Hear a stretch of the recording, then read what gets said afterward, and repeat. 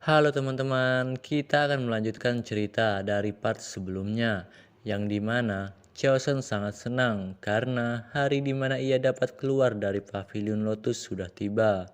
Dan ia akan mulai berkelana bersama dua orang rekannya dan dipimpin oleh seorang master pedang galan ke-14 yang bernama Gupun. Bagaimana keseruannya? Mari langsung saja ke alur ceritanya.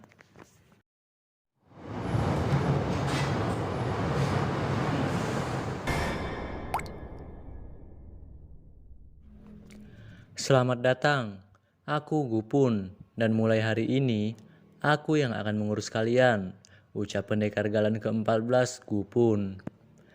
Sebelum kita turun, aku akan mengabsen, sambungnya. Jang Hong, Jang Soun, Ju Cheoson, ucap ketiga murid yang ikut bersama pendekar Gupun, yang salah satunya adalah MC kita, yaitu Cheoson. Kita tak akan mati atau apapun. Sebaiknya kalian rileks. Yang kita lakukan hanya menuruni Gunung Huasan, ucap pendekar Gupun. Sekarang ayo kita berangkat, sambungnya. Mereka kemudian berangkat menuruni Gunung Huasan. Saat di perjalanan, Cheosan bertanya kepada pendekar Gupun. Master, aku penasaran, bolehkah aku bertanya? Ucap Cheosan kepada Gupun. Silakan saja, jawab Master Gupun. Kemana sebenarnya tujuan kita? Tanya Cheoson. Kita akan menuju ke selatan, melewati Chongqing, dan kita akan tiba di Guizhou, jawab Gupun. Menuju Guizhou? Ucap Soun memastikan. Ia tampak sedikit terkejut. Ya, itu perbatasan antara faksi Jeong dan faksi Sha, jawab Gupun. Seberbahayanya Guizhou, akan ada banyak master dari faksi Jeong di sana. Jadi, kalian tak perlu khawatir, ucap Gupun.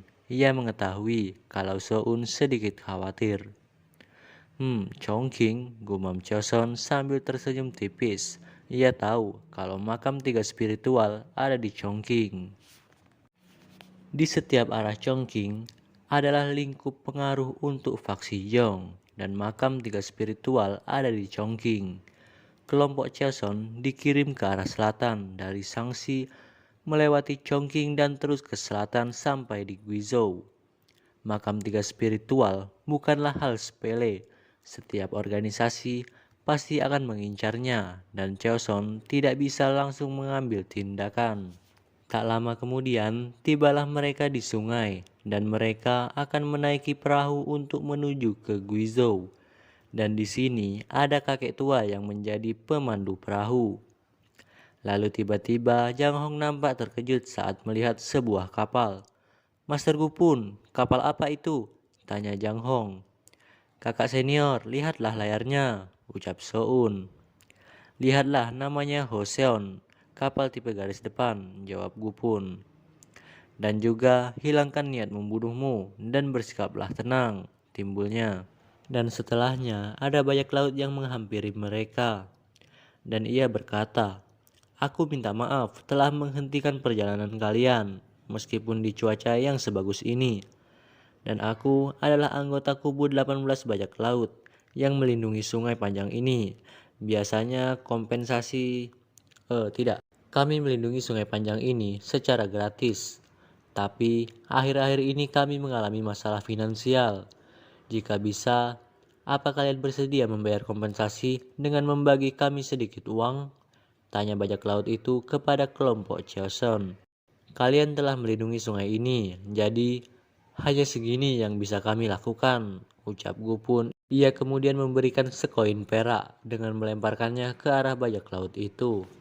Bajak laut itu menerimanya, dan ia pun mengucapkan terima kasih. Sebuah kehormatan bertemu dengan kalian, silakan lewat.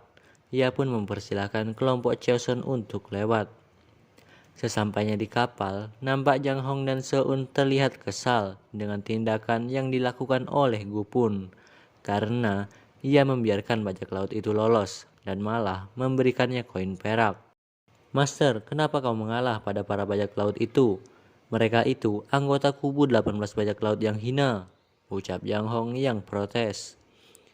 Itu benar, dia bahkan dengan jelas menyebut bahwa mereka anggota kubu 18 bajak laut. Sebagai rakyat faksi Jeong, kita tak bisa membiarkannya, ucap Soun. Meskipun kita tak berlatih bertarung di atas air, bajak laut biasa itu bukanlah tandingan huasan, timpanya kembali.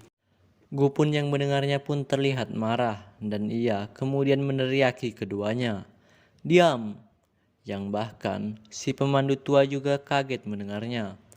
Maaf pak, mereka berdua terlalu bersemangat, ucap Gupun meminta maaf kepada pemandu kapal. Tolong jangan hiraukan kami, dan lanjutkan saja mendayungnya, tambah Gupun. Kalian pikir aku benar-benar takut dengan bajak laut? Tanya Gupun kepada Jang Hong dan Soun. Mereka yang mendengarnya pun terdiam. Memberikan uang akan mengurangi konflik. Kalau tidak diselesaikan dengan cara seperti ini, itu hanya akan menyebabkan masalah yang merepotkan, kata Gupun. Masalah merepotkan? Tanya mereka kebingungan. Pertama, bahwa seluruh negeri tidak menjamin pengendalian setiap bajak laut. Kalian tahu apa sebabnya? Tanya Gupun. Bajak laut adalah perenang yang handal, dan mereka diuntungkan saat berada di air, jawab Choson. Tepat, kalau ada yang kabur, maka beritanya akan tersebar ke kubu 18, jawab Gupun. Sekarang, biar kutanya pada kalian sekali lagi. Pada situasi seperti ini, siapa yang akan menjadi korban? Kami, bukan. Apa faksi Huasan? Jawab Soun. Bukan, korbannya adalah bapak ini, ucap Gupun sembari melihat ke arah pemandu kapal. Meski kita membunuh beberapa bajak laut, mereka tetap tidak bisa menyentuh Huasan. Tapi, target untuk melampiaskan amarah mereka adalah awak kapal yang memberi kita tumpangan, ucap Gupun. Tidak, mereka kan tidak bersalah, ucap Soun, yang merasa penjelasan dari Gupun itu tidaklah benar. Kita tidak membicarakan siapa yang benar dan siapa yang salah. Ini adalah melampiaskan amarah, kata Gupun. Sudah sewajarnya kubu 18 berada di jalan kegelapan, dan itu sudah sifat mereka.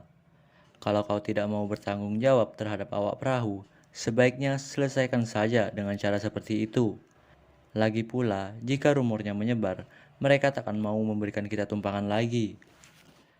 Jang Hong dan Soun yang mendengarnya pun terdiam. Mereka mulai paham akan tindakan yang dilakukan oleh Gupun. Untuk sekarang, niat melenyapkan kubu 18 harus disingkirkan, karena ukuran dan kekuatan mereka tidaklah kecil.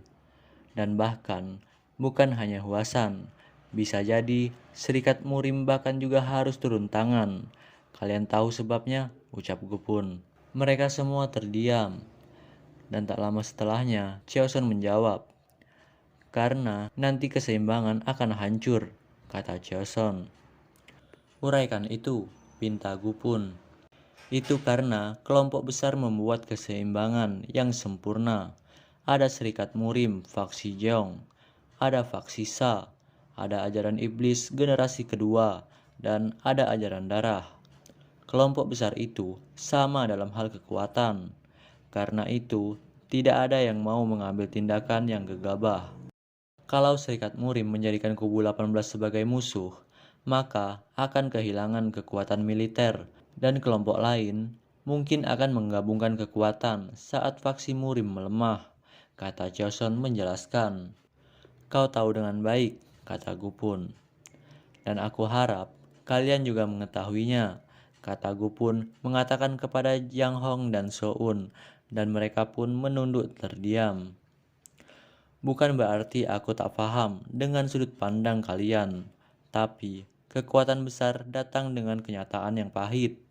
Pikirkanlah hal itu, lanjut Gupun. Waktu pun berlalu, mereka sudah tiba di Guizhou. Mereka pun melanjutkan perjalanan yang kita belum tahu kemana dan siapa yang akan mereka temui. Di sini, ada seseorang yang harus kutemukan. Raja pedagang Li Liechai.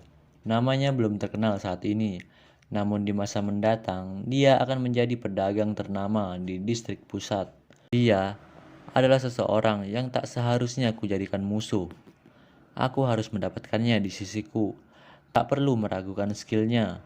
Kalau aku meninggalkan harta dalam rawatannya, dia akan mengelolanya, dan dia bisa dipercaya saat ditinggalkan harta, gumam Choson dalam hati. Namun tiba-tiba, ada seseorang yang mendekat ke arah kelompok Choson, dan ia berkata, "Ya ampun, wajah kalian seperti anggota kerajaan. Pasti kalian adalah pendekar pedang dari faksi Jeong. Dari sisi jauh, aku melihat jalan kalian yang bermartabat." Dia tak bisa menyembunyikan kegembiraannya sambil tersenyum lebar. "Siapa itu?" tanya Jang Hong lirih. "Hahaha, kami ingin menuju ke Serikat Murim, Gui Yang. Pandu kami ke sana. Dan ini untukmu," ucap Gupun sambil memberikan perak ke pedagang kecil itu. "Ke cabang Gui Yang? Apakah cabang itu menyediakan penginapan?" tanya pedagang itu. "Kalau boleh, kau bisa memberitahu namamu?" tanya pedagang itu lagi. Ia sangat penasaran dengan kelompok Choson. "Aku Gupun dari Huasan."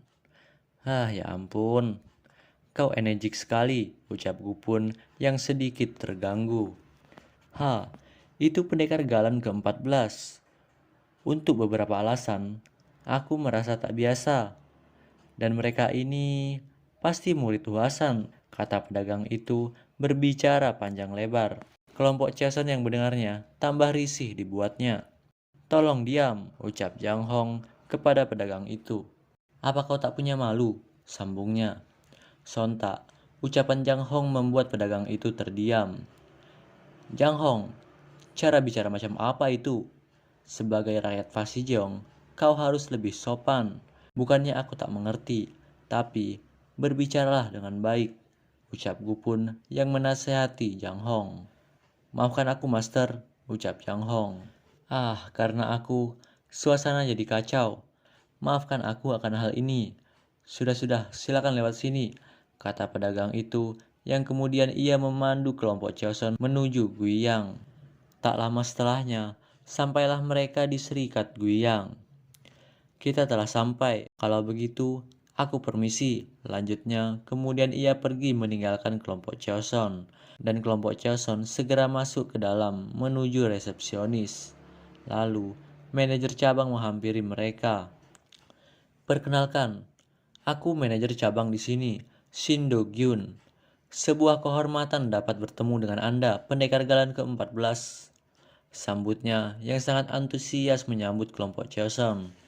"Oh, ini sebuah kehormatan untuk bertemu dengan manajer cabang yang memerintah di garis depan Guizhou," jawab Gupun sembari memberi hormat. "Aku sudah mengirimkan pesan untuk menyiapkan penginapan serta makan malam untuk kalian.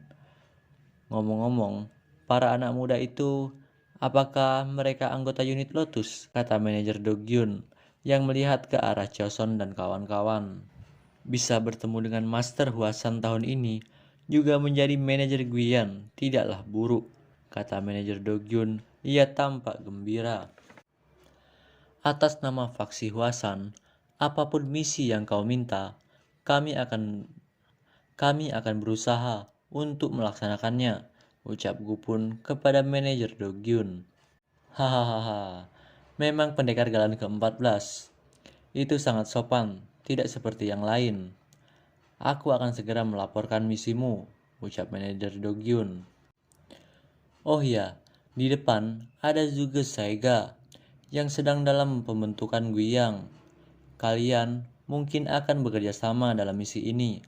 Jadi kurasa, bukankah lebih baik untuk menemui mereka lebih dulu?" kata manajer Do-gyun. Choson sedikit terkejut mendengarnya. "Zhuge Saiga? Aku tak tahu sekarang waktunya atau bukan. Tapi jangan-jangan..."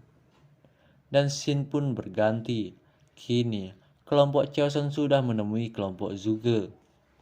"Pendekar Galan ke-14, sapa seseorang dari kelompok Zhuge. "Oh, bukankah ini Menteri Besar Zhuge Sa? Sudah lama tidak bertemu," kata Gupun. "Ya, mungkin sekitar 3 tahun, jawab Zhuge Sa. "Omong-omong, anak muda di belakangmu itu Apakah mereka anggota unit Lotus? Tanyanya.